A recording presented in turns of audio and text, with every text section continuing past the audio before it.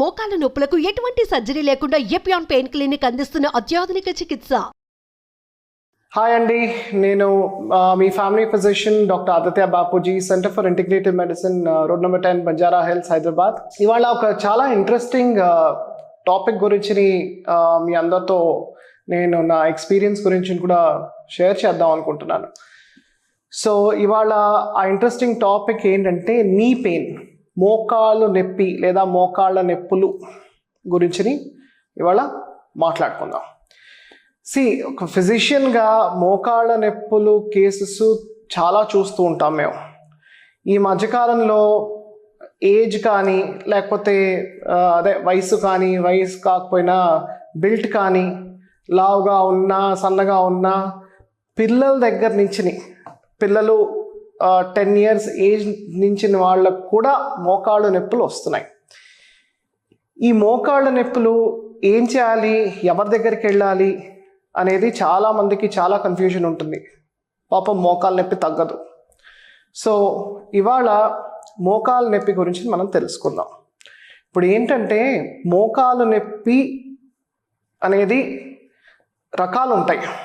So ఒకటి టిపికల్గా మేము ఎలా క్లాసిఫై చేస్తామంటే, మోకాళ్ళ నొప్పి కాన్స్టెంట్గా ఉంటే అది వేరే డయాగ్నోసిస్ కింద వస్తుంది.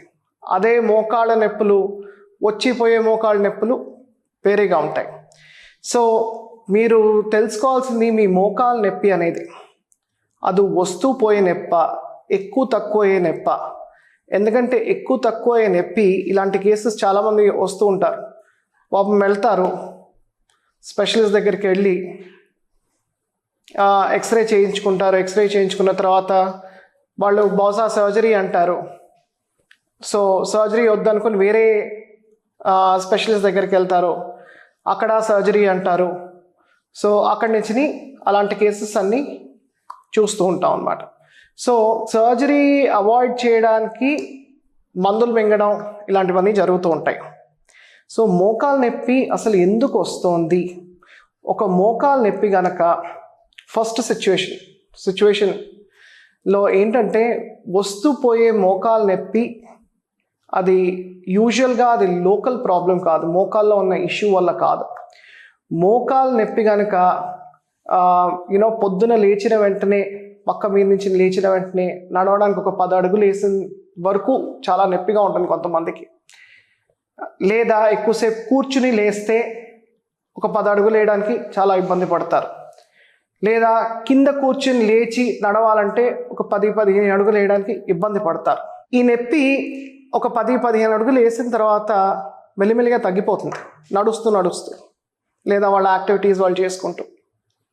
యూజువల్గా మోకాల్లో కనుక నిజంగా ఇష్యూ ఉంటే మోకాళ్ళ నొప్పి ఇలా ఉండదు. ఇలా వస్తూ పోయే నొప్పి పోస్చర్స్తో మారుతూ, ఫిజికల్ యాక్టివిటీస్తో మారుతుందంటే అది దానికి వేరే రీజన్ ఉంది. 80% కేసెస్లో మోకాళ్ళ నొప్పికి కారణం స్పైన్ ఇన్వాల్వ్ అయి ఉంటుంది.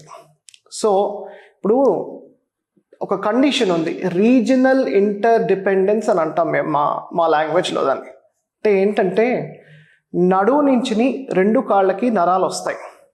సో నడుము నుంచి 2 కాళ్ళకి నరాలు వచ్చినప్పుడు అది మన పిరదల నుంచి కూడా కిందకి పాస్ అవుతాయి అన్నమాట. ఈ పిరదల్లో మూవ్మెంట్ అనేది ఎక్కువ ఉంటుంది, మజిల్స్ గట్టిగా అయిపోయే అవకాశం ఎక్కువ ఉంటుంది మన పోస్చర్ సరిగా లేనందువల్ల.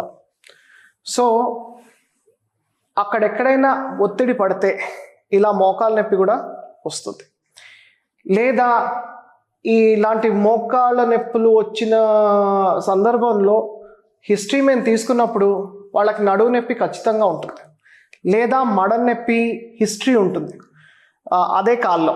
సో రీజనల్ ఇంటర్ డిపెండెన్స్ అంటే నడువులో కానీ హిప్లో కానీ పెద్దల్లో కానీ కనుక మజిల్స్ టైట్ అయిపోయినప్పుడు పోస్చర్ వల్ల నర్వ్ రూట్స్ ఇరిటేట్ అయ్యి ఏమవుతుందంటే మోకాల్లో కానీ, కింద మడంలో కానీ, అరిపాదంలో కానీ నొప్పులు రావచ్చు. సో ఇలాంటి సిచ్యువేషన్స్ మేము చూస్తూ ఉంటాం. సో అది చాలా ఇంపార్టెంట్, చాలామందికి తెలియదు ఈ విషయం. అది ఒక సిచ్యువేషన్. రెండో సిచ్యువేషన్, ఎవరో ఆడుతూ కింద పడ్డారు, లేకపోతే మొబైల్ ఫోన్లో మాట్లాడుతూ మెట్ల మీద నుంచి ఒక స్టెప్ మిస్ అయ్యి కింద పడతారు. వెంటనే మోకాల్లో గనక వాపు వస్తే ఎస్, సో వాపు వచ్చింది ఎప్పుడు లైట్ తీసుకోకూడదు. మోకాలు నొప్పితో పాటు వాపు వచ్చింది వెంటనే, పడిన వెంటనే లేకపోతే మరుసటి రోజు వాపు వచ్చింది అంటే అది డెఫినెట్గా లోపల ఏదో ఇంజురీ జరిగినట్టే లెక్క. సో దానికి వెంటనే ఏమైనా చెయ్యాలా? దానికి ఫస్ట్ మీరు తీసుకోవాల్సింది ఎప్పుడైనా గుర్తుపెట్టుకోండి, రెస్ట్ అనేది చాలా చాలా ఇంపార్టెంట్.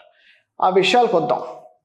నెక్స్ట్ మూడో సందర్భం, మోకాళ్ళు పూర్తిగా అరిగిపోయాయి. పూర్తిగా అరిగిపోయిన మోకాళ్ళల్లో నొప్పి వస్తూ పోవడం అనేది జరగదు. ఇది యూజువల్గా 50, 55, 60 పైన వాళ్ళల్లో చూస్తాం. మోకాలు కనుక పూర్తిగా అరిగిపోతే ప్రతి అడుగులోనూ నొప్పి 100% ఏమాత్రం తగ్గకుండా ఉంటుంది. ఇట్లాంటి సిచ్యువేషన్స్లో ఏం చేయాలి? యూజువల్గా టిపికల్గా ఎక్స్రే చేయిస్తారు, ఎక్స్రే చేయించి తీసుకొస్తారు, చూస్తాం. ఎక్స్రేస్లో కూడా ఏంటంటే ఎక్స్రే సరిగ్గా తీయకపోతే, ఇన్వెస్టిగేషన్స్ వరకు చెప్తున్నాను, ఎక్స్రే సరిగ్గా తీయకపోతే, ఎక్స్రే తీసేటప్పుడు యాంగిల్ సరిగ్గా లేకపోతే పారలాక్స్ ఎర్రర్స్ అనేవి జరుగుతాయి. పారలాక్స్ ఎర్రర్స్ అంటే యాక్చువల్లీ అక్కడ గ్యాప్ ఉన్నా, సో వయసుతో అరుగుదల వల్ల ఏమవుతుందంటే యాక్చువల్లీ జాయింట్లో గ్యాప్ తగ్గుతుంది, గ్యాప్ ఉండదు, గ్యాప్ తగ్గుతుంది. సో ఆ గ్యాప్ తగ్గడం అనేది ఏంటంటే అది మామూలు డీజెనరేటివ్ చేంజెస్ అంటారు, లేకపోతే వయసుతో వచ్చే మార్పులు అంటారు, ఆస్టియో ఆర్థరైటిస్ అంటాం.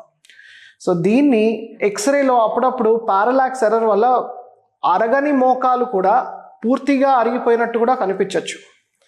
సో ఎప్పుడైనా సరే ఇలాంటి సిచ్యువేషన్స్ ఉన్నప్పుడు ఫిజికల్ ఎగ్జామినేషను, పేషెంట్ లక్షణాలు మేము దృష్టిలో పెట్టుకుని డయాగ్నోసిస్కి వస్తాం. సో ఇప్పుడు టిపికల్గా ఫస్ట్ సిచ్యువేషన్ గురించి నేను మాట్లాడాను. ఏంటది? రీజనల్ ఇంటర్డిపెండెన్స్ వల్ల, అంటే నడుము బిగుసుకుపోయో లేదా పెరదల్లో మజిల్స్ బిగుసుకుపోయో పోస్చర్స్ వల్ల సరిగా లేనప్పుడు మోకాలు నొప్పి వస్తే, నడుము ఫ్లెక్సిబిలిటీ ఇంప్రూవ్ అవుతే, పోస్చర్స్ కనుక కరెక్ట్ చేసుకుంటే ఆ మోకాలు నొప్పి తగ్గిపోతుంది. అలాంటి కేసెస్కి అసలు మందులు కూడా అవసరం ఉండకపోవచ్చు. సో అది ఒకటి. రెండోది, సపోజ్ కింద పడ్డారు ఎవరైనా, వాపు వచ్చింది, దానికి ఫస్ట్ ఏం చేస్తామంటే రెస్ట్ ఇస్తాం. రెస్ట్ ఎన్ని రోజులు ఇస్తాం? యూజువల్గా 7 to 10 days కంప్లీట్ రెస్ట్ ఇస్తాం. రెస్ట్ ఇవ్వడం అంటే ఏంటంటే ఆ మోకాల మీద బేసిక్గా బరువు పడకుండా చూస్తాం. బరువు పడకుండా ఉండాలి అంటే యూజువల్గా ప్లాస్టర్ కాస్ట్ అయినా వేసేస్తాం, లేదా కంప్లీట్ బెడ్ రెస్ట్ కుదిరినంత వరకు మోకాల మీద బరువు పడకుండా చూసుకుంటాం. నీ బ్రేస్ వేస్తాం, నీ గార్డ్ వేస్తాం, సో వేసుకోమని చెప్తాం.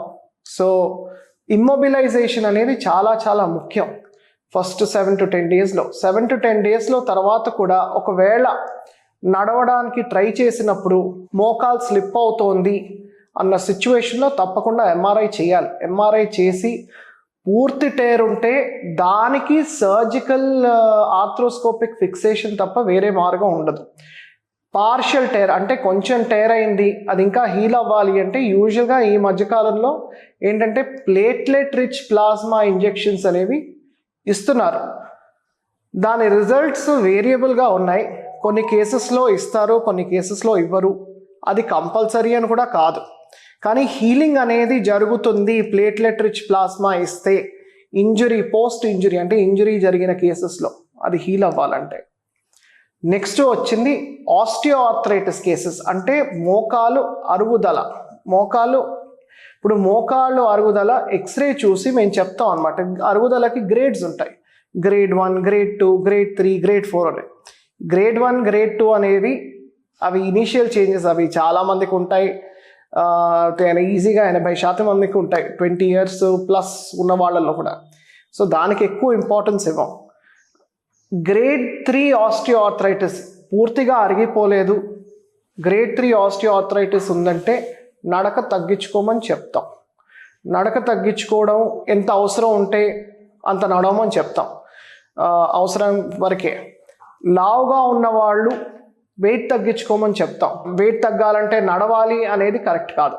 గ్రేడ్ 3 ఆస్టియో ఆర్థరైటిస్ ఉన్న వాళ్ళు కండరాళ్ళు గట్టిగా చేసుకోవడానికి, తొడలో ఉన్న కండరాళ్ళు నీ జాయింట్కి సపోర్టింగ్గా గనక మజిల్స్ని స్ట్రెంగ్తన్ చేసుకుంటే చాలా ఈ సర్జరీ అనే దీన్ని పోస్ట్పోన్ చేసుకోవచ్చు. గ్రేడ్ 4 ఆస్టియోఆర్థరైటిస్లో ఎస్, ఆర్థోపెడిషియన్స్ కానీ మాలాంటి ఫిజిషియన్స్ కానీ సర్జరీ అనేది ఎప్పుడు చెప్తారంటే పెయిన్ ఇంకా భరించలేకపోతున్నారు, ఎస్ ప్రతి అడుగులో నొప్పి ఉంది, బాత్రూమ్ వెళ్ళడం కష్టంగా ఉంది, డైనింగ్ టేబుల్ దగ్గరికి వెళ్ళడం కష్టంగా ఉంది, క్వాలిటీ ఆఫ్ లైఫ్ చాలా తగ్గిపోయింది, దానివల్ల వచ్చే కాంప్లికేషన్స్ బరువు పెరగడం, మానసికంగా ఎఫెక్ట్ అవ్వడం, ఇలాంటివన్నీ జరిగితే గనక సర్జరీ ఒకటే option. Surgery grade 2, grade 3 osteoarthritis కేసెస్లో చేయకూడదు, చేయాల్సిన అవసరం కూడా లేదు. సో గ్రేడ్ 4 ఆస్టియోఆర్థరైటిస్ ఉన్న వాళ్ళు డెఫినెట్గా సర్జరీ అనేది కన్సిడర్ చేసుకోవాల్సి వస్తుంది. అది కూడా ఇప్పుడు కొంతమందికి ఒక మోకాలే అరుగుతుంది, ఇంకో మోకాలు గ్రేడ్ 3 గ్రేడ్ 2 ఉంటే దాన్ని కూడా మార్చేయాలా అని అడుగుతారు వచ్చి. ఇలాంటి సిచ్యువేషన్స్ చూస్తున్నాం. అవసరం లేదు. వేరే మోకాలు కనుక గ్రేడ్ 2, గ్రేడ్ 3 ఆస్టియోఆర్థరైటిస్ ఉంటే దాన్ని నేను చెప్పినట్టు మజిల్స్ని రీహాబిలిటేట్ చేసి ఫిజియోథెరపీ చేసుకుని కొన్ని ఎక్సర్సైజెస్ ఇంట్లో చేసుకోమని చెప్తాను. అది కంపల్సరీ కాదు వెళ్ళి సర్జరీ చేయించుకోవాలి అని. 2 మోకాళ్ళు అరిగిపోతే ఒకటేసారి సర్జరీ చేయించుకోవాలా అని కొంతమంది అడుగుతారు. ఎస్, ఆర్థోపెడిషియన్ విల్లింగ్గా ఉన్నారు అంటే దట్ ఈస్ ద బెస్ట్. ఒకటేసారి 2 మోకాళ్ళు సర్జరీ చేయించుకుంటే బెటర్. ఎందుకంటే ప్రతి మోకాలు మార్చిన తర్వాత టోటల్ నీ రీప్లేస్మెంట్ అన్నది జరిగిన తర్వాత ఫిజియోథెరపీ అనేది చాలా చాలా ఇంపార్టెంట్. ఎందుకంటే సర్జరీకి ముందు మజిల్స్ సన్నగా అయిపోయి ఉంటాయి, వీక్గా అయిపోయి ఉంటాయి. సో ఒక్కొక్క మోకాలు సర్జరీ అయిన తర్వాత ఫిజియోథెరపీ అనేది 2 to 3 months చేయాల్సి వస్తుంది. ఫిజియోథెరపీ చేసేటప్పుడు నొప్పి ఉంటుంది, ఆ నొప్పి భరించి చేయాలి ఫిజియోథెరపీ, లేకపోతే సర్జరీ చేసింది వేస్ట్ అవుతుంది. సో ఫిజియోథెరపీ 3 నెలలు బాధపడి చేయించుకొని తర్వాత మళ్ళీ 2వ మోకాలు మళ్ళీ అప్పుడు సర్జరీ చేసి 2 నెలలో 3 నెలలో ఫిజియోథెరపీ చేయించుకుంటే రికవరీ చాలా టైం పట్టేస్తుంది. Thank you.